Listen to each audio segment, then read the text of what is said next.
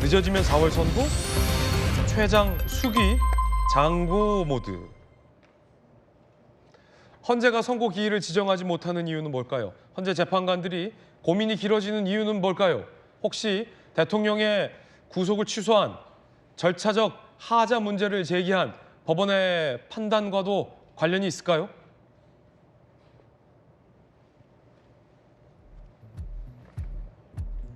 탄핵 심판과 관련된 변수, 전망 등등 많은 언론들이 오늘 분석 기사를 쏟아내고 있습니다.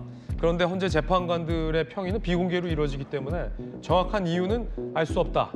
자, 일단 변수, 대통령의 구속 취소, 그 과정에서 법원이 이 절차적 정당성에 대해서 문제 제기를 한 바 있죠.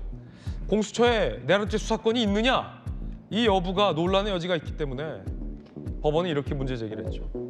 구속 기한을 넘기지 않았더라도 구속 취소의 사유가 된다라는 법원의 판단이 헌재에 영향을 미쳤을까? 혹은 재판관 사이에 치열한 평의가 이어지고 있는데 만장일치가 안 되고 의견이 다른 이견이 있는 건 아닐까? 혹은 이게 다 추측이에요. 혹은 마은혁 재판관 임명을 기다리고 있는 건 아닐까? 혹은 문영배 이미선 퇴임일 전에는 나오냐? 등등 등등.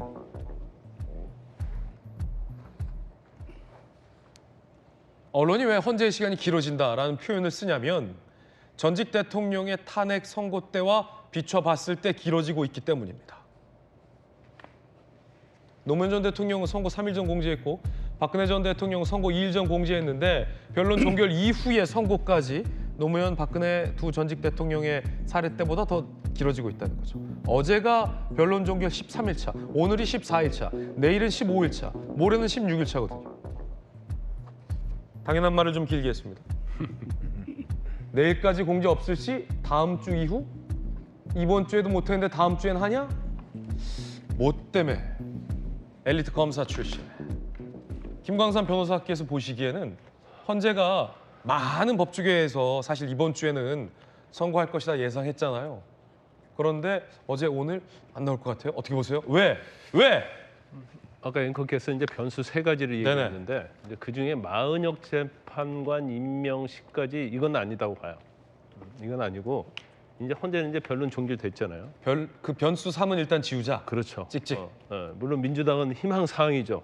빨리 임명시켜가지고 합류시키는 게 희망 사항인데. 그래서 아까 최성무 권한대행 뭐 이번 주 아니면 탄핵하겠다라고 하는 게 다 마은혁 임명과 연결돼 있는 거 아닙니까? 그렇죠. 그런데 최상목 권한대행 탄핵한다고 해서 마은혁이 자동으로 임명되는 건 아니잖아요. 그렇군요. 그다음에 2주 후 있고 한덕수 총리 살아 돌아오면 또 임명 안 할 거거든요. 그래서 그건 너무나 이게 불확실하기 때문에 저 부분은 이제 제외하고 생각을 해야 하는데 저는 이제 두 가지 측면에서 말씀을 드릴 수 있을 것 같아요. 이제 첫 번째는 이제 민주당은 계속 8대 0이라고 주장하고 있지만 8대 0은 아닌 것 같다는 생각이 들어요. 8대 0은 아니다. 그렇죠.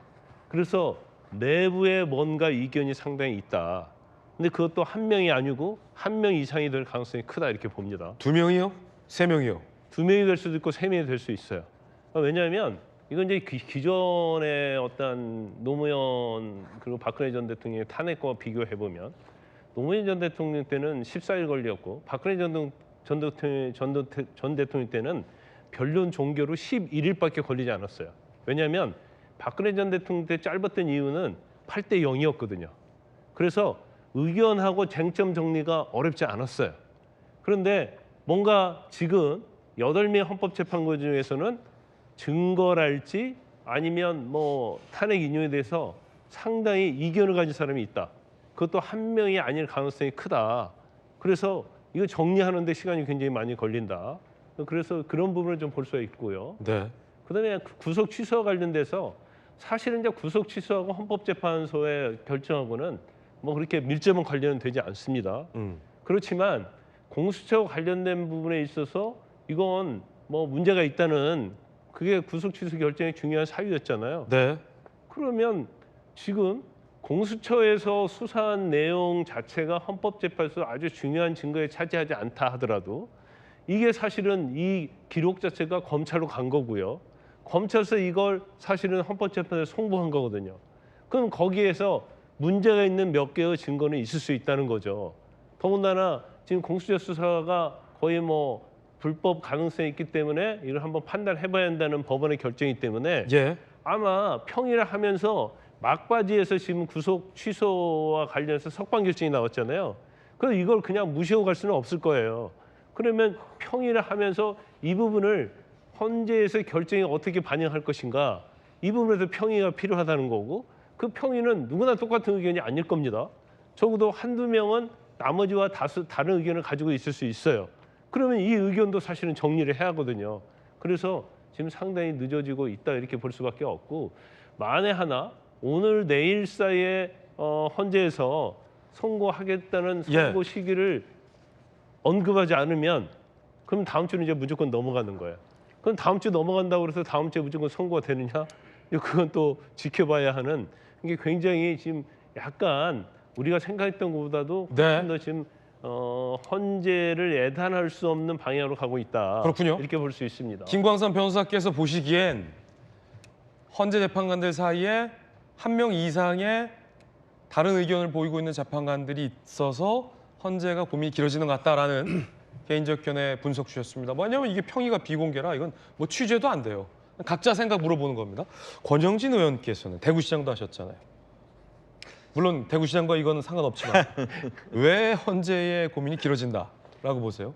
재판관들의 이견 때문이다. 김광선 변호사님 이런 의견 주셨는데. 전 동의해요. 그래요? 그런데 한 명 아닐 거라고 봅니다. 왜냐하면은 저는 민주당은 어떻든지 간에 지금 헌재 내부 분위기를 알 수 있을 거예요. 네네. 왜냐하면 거기 헌법재판관들의 동생이라든지 헌법재판관의 남편이라든지 이런 분들이 탄핵에 찬성하고 이런 시민사회단체 활동을 하고 있잖아요. 민주당과 가깝기 때문에. 그런데 그러면은 마은혁을 왜 저렇게 임명을 다시 들고 나와서 최상목 권한대행을 이제 일주일 남았다. 일주일 내로 마은혁을 안 하면은 탄핵시키겠다고 하는 그런 협박을 다시 들고 나왔을까?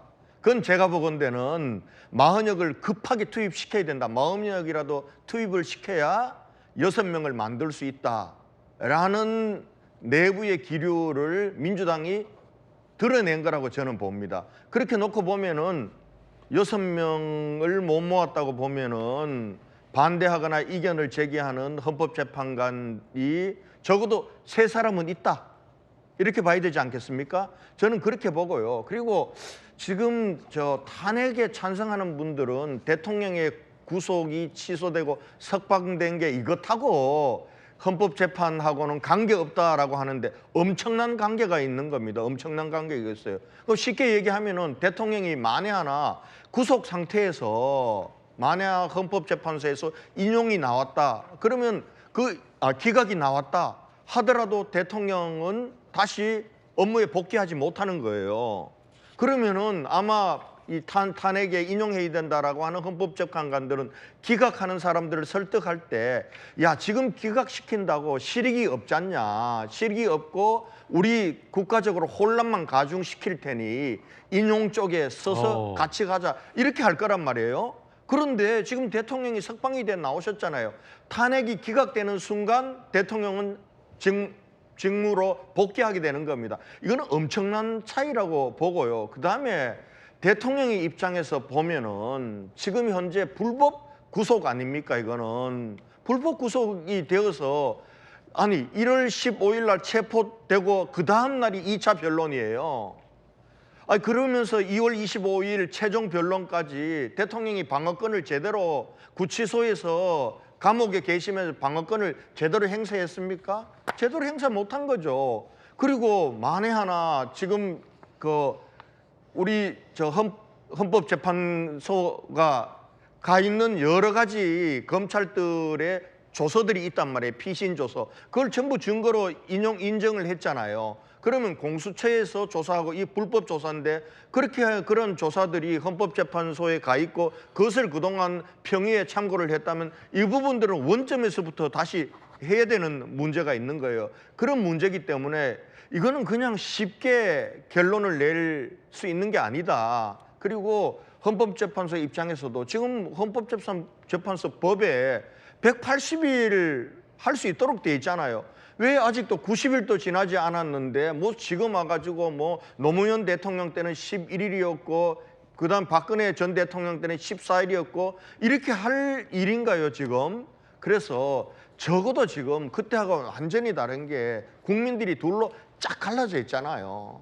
대통령을 파면하는 그런 심판이잖아요. 이러면은 어떤 결론이 나오더라도 우리 국민들이 납득할 수 있는 신중하고 공정한 그러한 헌법 심판 과정으로 다시 돌아와 줘야 된다. 그런 면에서 지금 이 현재는 그동안 했던 졸속이라고 하는 비판 이런 부분들로 벗어날 수 있도록 신중하고 공정한 그러한 편결과 일이 나올 수 있도록 지금이라도 제대로 해야 되고요. 그래서 아마 일부에서는 변론을 재개해야 된다라는 그런 요구도 있는 것 같습니다. 그리고 현실적으로 왜 이렇게 늦어지느냐. 내부적으로 이견들이 많다 이렇게 볼 수 있다. 김유정 의원님은요? 저는 좀 생각이 다른데요. 네. 헌재에 11번의 변론 기일이 있었는데 그중에서 8번 참석을 했어요. 피청구인 윤석열이. 그래서 본인이 할 만큼 다 했다고 생각합니다, 저는. 그리고 직접 신문도 했고요. 마지막에 원 없이 할 얘기 다 했었고요. 중간중간 끼어들면서 본인 얘기 다 했어요. 그러니까 그 이상 어떤 방어권이 더 필요한지 의문입니다. 그리고 두 번의 전직 대통령, 박근혜, 노무현 두 대통령은 헌재에 참석 안 했거든요. 그리고 이제 결론을 얻은 거죠. 그런데 본인 참석해가지고 뭐 가장 뭐 떳떳한 일 한 것처럼 할 말 다 하지 않았습니까? 그 점에서 다시 변론 재개할 어떤 명분도 없다고 생각하고요. 심지어 홍장원 국정원 1차장 같은 경우에는 2번씩이나 증인으로 채택돼서 나와서 다 얘기하지 않았습니까? 그러니까 변론 재개 더 연장할 필요가 있다고 생각했다면 10일 그러니까 2월 25일 날 그 마지막 그 최후 진술 하기 전에 재판관 중에서도 좀 더 필요하지 않을까요?라고 뭐 얘기를 해서 연장될 수 있었겠죠. 그러나 그런 절차 아무것도 없이 25일 날 종결이 된 겁니다. 그래서 더 이상의 어떤 그런 과정은 필요하지 않다라고 생각하고요. 두 번째는 헌재에서 이제 늦어지고 있는 것처럼 일견 보이기도 합니다만 계속 국민의힘에서 뭐라고 얘기했어요? 왜 이렇게 서두르냐? 왜 이렇게 빨리 가냐? 그랬지만 결과적으로 보십시오. 2번 그 전 대통령에 비해서 굉장히 늦어지고 있는 거 아닙니까? 오히려. 그러니까 그런데도 더 늦춰야 된다라고 얘기하는 것도 맞지 않고요. 당장에 구속 취소가 되고 석방되고 나니까 환율 올라가고 주가 떨어지지 않습니까? 정말 우리나라가 어디까지 더 나락으로 떨어져야 되는지에 대해서도 세계가 오히려 걱정하고 있는 그런 상황입니다. 헌재에서 이미 저는 사실관계에는 다 정리가 됐다고 봅니다. 특히 주요 쟁점 사항이 계엄령 선포의 어떤 절차적 정당성이나 위법한 사항, 그다음에 포고령, 선관위 침탈, 국회 침탈, 주요 쟁점들에 대해서는 이미 11차례 변론 기일을 통해서 다 정리가 됐다고 보고요. 다만 이제 지금 남아있는 거는 저는 이제 이게 파면에 이를 만큼 중대한 사건이었는가, 중대한 사안인가에 대해서 아마 마지막 정리 중이라고 생각하고요. 만약에 이런 상황에서도 이게 기각이 된다. 그러면요, 우리나라는 상설 계엄이 허용되는 겁니다. 그 정도의 계엄은 아무 문제 없다라고 헌재가 판단해주는 꼴이 되는 것인데 이게 과연 상식으로 가능할까요? 거기에 더해서 이제 우리가 그동안 V1, V0 막 이런 얘기 막 하고 도하 신문 사설과 기사에서도 막 그런 얘기 나오지 않았습니까? 누가 진정 대통령인가? 이제 만약에 기각되면요, 1+1으로 우리가 되돌려 다시 받는 겁니다. 이거 감당할 수 있겠습니까? 저는 국민의힘도 감당 못할 거라고 생각해요. 그 석방되고 나서 국민의힘 대선 주자들의 마음이 민주당 마음보다 오히려 저는 더 심란할 거라고 생각합니다.